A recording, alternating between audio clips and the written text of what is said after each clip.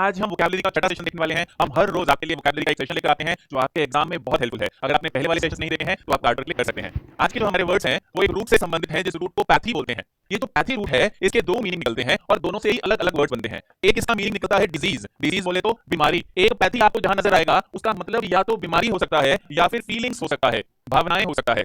तो पैथी आपको जहां नजर आता है उसके कुछ वर्ड्स तो डिजीज से बनेंगे और कुछ वर्ड फीलिंग्स बनेंगे। हम दोनों ही तरीके के वर्ड को पूरा डिटेल में देखेंगे, आपको एकदम क्लैरिटी आएगी। देखो फर्स्ट वर्ड जो है वो है पैथोलॉजिस्ट। लॉजी आपको याद आ रहा हो, एक रूट हमने पढ़ा था, साइंस या विज्ञान। स्टडी किसी चीज की जब भी होती है तो उसे हम क्या बोलते हैं? लॉजी बोलते हैं, विज्ञान बोलते हैं, साइंस बोलते हैं।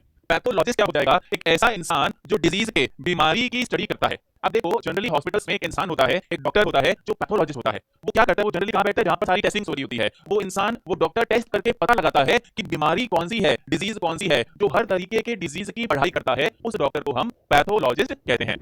पैथोलॉजिस्ट डिजीज की पढ़ाई करने वाला डॉक्टर। अलग अलग अंगों की ऑर्गन्स के स्पेशलिस्ट अलग होते हैं, जैसे कार्डियोलॉजिस्ट हार्ट का होता है या न्यूरोलॉजिस्ट ब्रेन का होता है। लेकिन ये जो पैथोलॉजिस्ट है ये किसी बॉडी के ऑर्गन का स्पेशलिस्ट नहीं होता। ये क्या होता है? ये बीमारियों का स्पेशलिस्ट होता है कि इंसान को क्या क्या बीमारी हो सकती है उसका ये पता लगाता है और उसकी ये पढ़ाई करता है।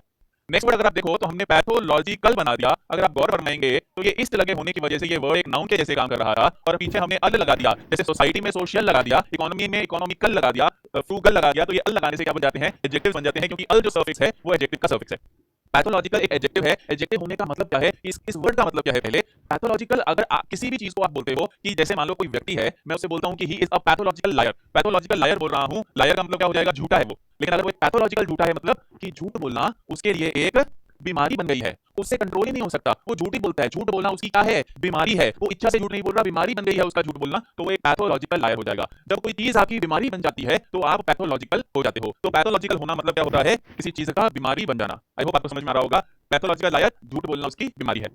आगे देखो ये वर्ड आपने सुना है एलोपैथी। जितनी भी इंग्लिश दवाइयां आप लेते हो, कोई पैरासिटामोल खाते हो या पेन किलर खाते हो, वो सारी की सारी एलोपैथी में आती है। एलोपैथी भी एक ऐसी प्रक्रिया है जिससे आप बीमारियों का इलाज करते हो, इसलिए उस वर्ड के अंदर पैथी आया है। ऐसे देखो नेचुरोपैथी होता है। नेचुरो वर्ड आया है नेचर से, नेचर का मतलब प्रकृति, पैथी मतलब बीमारी। तो नेचर से बीमारी का इलाज करना है ना, मिट्टी से या पानी से या सन से, जब नेचुरल तरीकों से हम इलाज करते हैं तो वो नेचुरोपैथी कहलाती है। ऐसे देखो होम्योपैथी भी आपने सुना होगा। होम्यो भी एक रूट बनता है। होम्यो रूट का मतलब क्या होता है? सेम। क्या मतलब होता है? सेम। अगर आपको थोड़ी सी भी जानकारी है तो होम्योपैथी में डॉक्टर क्या करता है? आपको जो भी बीमारी के सिम्टम्स आ रहे हैं वैसे ही सिम्टम्स देने के लिए जो जहर होता है, थोड़ा सा वैसा पदार्थ होता है, वैसा कोई प्रोडक्ट होता है जो लेने से आपको वही प्रॉब्लम हो जाए उसकी थोड़ी सी अमाउंट देता है। होम्योपैथी का लॉजिक क्या है? कि जहर ही जहर को काटता है, तो इसीलिए उसका नाम होम्योपैथी बना कि सेम चीज से हम बीमारी का इलाज कर रहे हैं। होम्यो रूट का मतलब सेम होता है और पैथी का मतलब बीमारी हो गया। ऐसे आप देखो ऑस्टियोपैथी नाम की एक चीज होती है, आजकल इंडिया में भी बहुत फेमस हो रही है।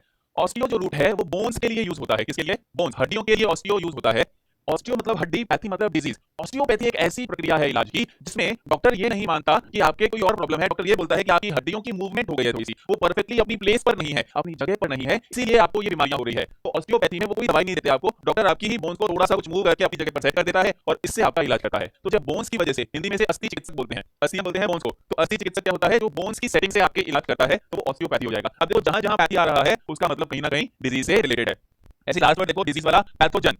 जितने भी जीवाणु, विषाणु हैं, बैक्टीरिया, वायरसेस हैं, जो भी आपके शरीर में बीमारी कर सकते हैं। एक को तो आप बहुत अच्छे से जानते हो, कोविड, वो भी क्या है? एक पैथोजन है। ऐसा जो भी कीटाणु, विषाणु, बैक्टीरिया, वायरस जो भी है जो आपके शरीर में बीमारी पैदा कर सकता है उसको आप क्या कहते हो? कि वो एक पैथोजन है। तो पैथ वर्ड क्यों यूज किया? क्योंकि डिजीज पैदा कर सकता है। ये जितने भी वर्ड्स आपको दिख रहे हैं ये पैथ वर्ड के डिजीज वाले मीनिंग को पकड़ते हैं। तो पैथोलॉजिस्ट कौन है? जो डिजीज की पढ़ाई करता है। पैथोलॉजी का मतलब वो काम उसकी बीमारी बन गया है। एलोपैथी जो अंग्रेजी दवाइयों से इलाज है, नेचुरोपैथी नेचुरल तरीके से, होम्योपैथी सेम प्रोडक्ट देकर, ऑस्टियोपैथी बोन्स को सेट करके, और पैथोजन ऐसे बैक्टीरिया, वायरस जो आप में बीमारी लाते हैं।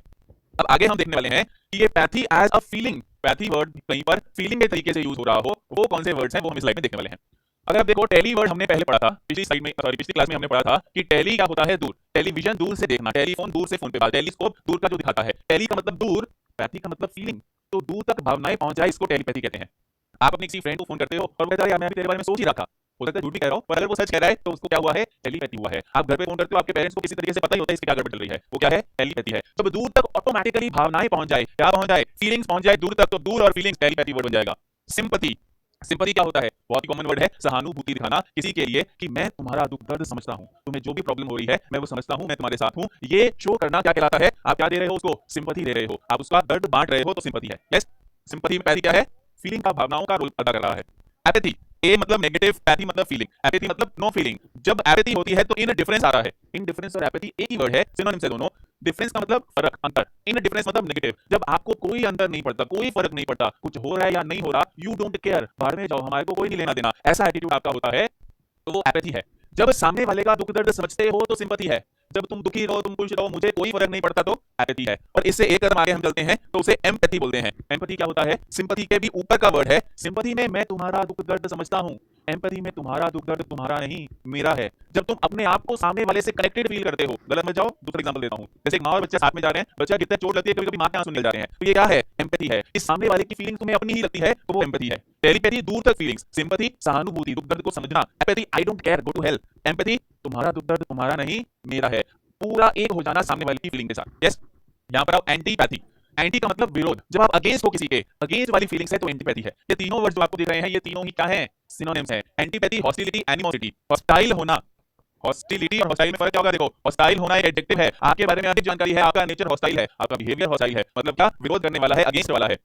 आपने पीछे इटी लगा दिया, इटी लगा दी, क्या बन गया? नाउन बन गया। सफिक्स है। अगर आपको ये नहीं समझ में आ रहा कि ये नाउन एडजेक्टिव कैसे लिख दे रहे हो सर, तो ग्रामर वाली जो क्लासेस चल रही हैं, आप उन्हें बहुत ध्यान से देखें। पहली 10 क्लासेस में ही आपको एकदम क्लियर हो जाएगा कि कौन सा कैसे होता है और उसे कैसे पहचानते हैं। Antipathy, hostility, animosity. एनिमोसिटी में देखोगे तो एनिम नाम का एक रूट लगता है। एनिम का मतलब होता है माइंड या स्पिरिट, मन कह सकते हो या आत्मा कह लो, थोड़ा ज्यादा हो जाएगा आत्मा तो, पर स्पिरिट कह लो। एनिम रूट का मतलब होता है मन या स्पिरिट, अपने मन लेकर चलते हैं। तो जब मन विरोध में होता है, जब आप अगेंस्ट होते हो किसी के, जब आपकी भावना किसी के एंटी है, आपने वर्ड यूज किया होगा एंटी है, तो आप एंटीपैथी, हॉस्टिलिटी या एनिमोसिटी फील कर रहे हो सामने वाले के लिए। तीनों ही एज नाउन्स यूज होते हैं, वर्ब्स नहीं, है ना? ये कोई काम नहीं है, ये आपकी फीलिंग का नाम है। आगे आओ, पैथेटिक। पैथेटिक सिचुएशन है बहुत ही, पैथेटिक मतलब बहुत ही निम्न स्तरीय, ऐसी है दया जग जाए जिसको देखकर कि हाय हाय देखना बेचारे के साथ क्या हुआ। जब आपके अंदर ऐसी भावनाएं जो जगा सकता है, उसको पैथेटिक बोलते हैं। तो बहुत ही घटिया को, बहुत ही लो लेवल की कोई भी चीज है, तो उसको आप क्या क्या कह सकते हैं? पैथेटिक कह सकते हैं। पैथेटिक मतलब बहुत ही घटिया लेवल का जो है। नेक्स्ट देखो, सोशियोपैथ। सोसाइटी वर्ड जिस रूट से आया है, सोसाइटी मतलब समाज, उसी रूट से आया है सोशियो।